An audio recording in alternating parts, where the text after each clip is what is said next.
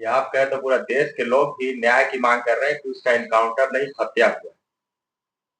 बहुत अच्छी बात आपने कहा। मुझे लगता है कि सर्वप्रथम मैं भारतीय जनता पार्टी का हूं, ये तो आपको जानकारी है। आखिर मुझे चिंता हुई, और वो भरत तिवारी जो पिछड़ों के लिए, गरीब लोगों के लिए लड़ाई कर रहा था, उसमें 70 लोगों के जो बाढ़ पीड़ितों के बाद जो घर बसाए गए थे और वो गड्ढे में घर बसाए जा रहे थे, उसकी मांग थी कि भाई इनको भर करके ऊंचा करो और उस पर बनाओ ये गड्ढे में। वहां 2 चापाकल लगे हुए, मैं वहां भी गया था, 70 लोगों से मिला था। तो उन चापाकल को से पानी और मिट्टी और कीड़ा निकल रहा था। शायद कोई ठेकेदार ने उसको बहुत कम गाड़ करके भाग गया, और उसी दिन उसने वहीं से टेलीफोन किया कि भाई ये किस ठेकेदार को भेज दिए हो एसडीओ साहब, ये कीड़ा निकल रहा है, आप पीते हो आरओ का पानी और यहाँ के गरीब बच्चे बूतरू सब मैदान में, खुले मैदान में रह रहे हैं, आपको दया नहीं है। अब मुझे लगता है कि अब मुझे शहीद भगत सिंह बनना हो। और उसी दिन उसके लॉकेट लगे थे। हमारी ये कहानी वहां की माता बहनों और भाइयों ने मुझे बताया, जो गरीब लोग थे, जो वो कमकर जाति के हैं, अनेक प्रकार के राजवंशी है, चंद्रवंशी है, कुम्हार है, वो कोई कुशवाहा है, ऐसे जाति के लोग वहां रहते थे जो बाढ़ पीड़ित से आए थे। और 70 लोग, उन लोगों ने बताया कि भाई उसी दिन लॉकेट उसने वहीं से टेलीफोन से बात किया, मोबाइल से, कहा मुझे अब शहीद भगत सिंह बनना पड़ेगा क्या। और मैं तो किसी और, उसी दिन वो गया और दूसरे दिन वो अपना एक रिवॉल्वर जो है उसने वो खरीद करके लाया। लेकिन उसने वहीं पर लोगों को कहा, माता बहनों के सामने, वो हमें बात, वो माता बहन वहां की बोल रही थी, वो गरीब टोले का, कि उसने कहा कि, बोला कि लॉकेट में माँ बहन के, जो मेरी माँ ने लॉकेट दिया था बचपन में, वो लॉकेट में बेच के इसलिए आया हूं, ये जो देख रहे हो इससे किसी का मैं हत्या नहीं करूंगा। ये शहीद भगत सिंह अपने आत्मरक्षा के लिए मैंने लिया है, कि मुझको डर है कि मुझे मारेगा, लेकिन मारेगा तो मेरे मरने के बाद क्या होगा, ये बात आपने उनके वीडियो से सुना होगा।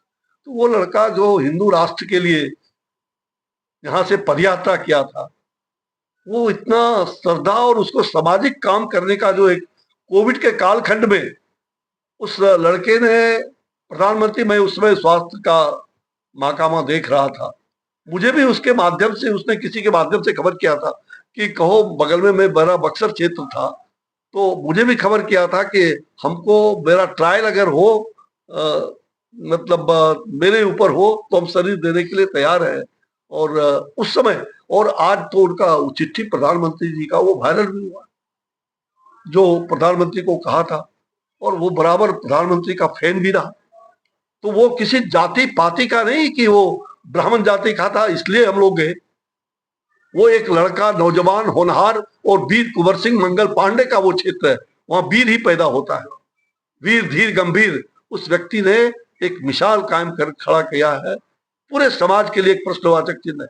इसलिए इसमें जाति पाति की कोई बात नहीं होनी चाहिए। आपस में मिलकर के जो अपराध हुआ है, जो उसके साथ सरेंडर करने के बाद जो हत्या, ये पुलिस जुल्मी, जिस जुल्म का शिकार वो हुआ, ऐसे जुल्मी पुलिस को बख्शा नहीं जाएगा। और हमारी सरकार, एनडीए की सरकार ने तुरंत ही, मैं जैसे ही घोषणा किया और मैं वहां पहुंचने के पहले, सरकार ने ये तुरंत ही आयोग बैठा दिया हाई कोर्ट के जस्टिस के नेतृत्व में। और मुझे विश्वास है कि दूध का दूध और पानी का पानी न्याय मिलेगा। और जब तक उसको न्याय नहीं मिलेगा, वो निश्चित रूप से हिंसा का कोई स्थान समाज के अंदर नहीं है। हिंसा और प्रतिहिंसा की राजनीति नहीं होनी चाहिए, इसमें दो मत नहीं है। और उन्होंने कुछ काम अगर पुलिस को दिखाया और फायर किया, तो वो प्रतिशोध की भावना शायद उसकी रही होगी, लेकिन उसे मारने के लिए नहीं किया। अगर मारने के लिए करता तो आप एक दिन पहले देखिएगा, बेड पर बैठा हुआ है और ऐसे आराम से बैठा है। पुलिस क्या निकम्मी थी, उसको पकड़ नहीं सकती थी घर पर। लेकिन एक योजनाबद्ध षड्यंत्र पूर्वक इस प्रकार से घटना घटी है, इसलिए इसकी जांच हमारी सरकार ने वहां बैठाई है।